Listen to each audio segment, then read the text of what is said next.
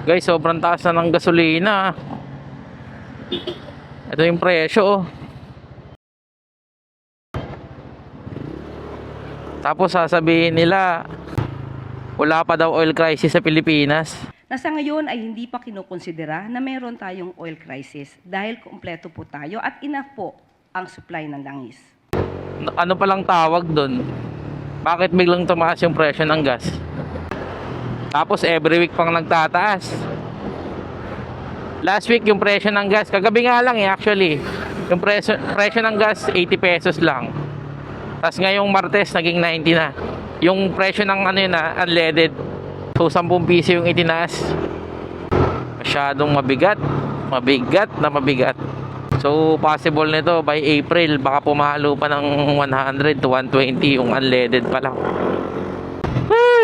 Ayan yung walang oil crisis, di ba? Mataas yung presyo ng gasolina. Ewan ko ba kay Claire saan niya nakukuha yung mga ganong sinasabi niya. Mapapailing ka na lang talaga sa sobrang taas. Kasi wala ka namang ibang magagawa eh.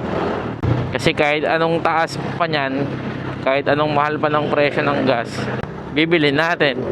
Kasi yan yung pinaka main source eh. And wala tayong choice. Hi, Pilipinas.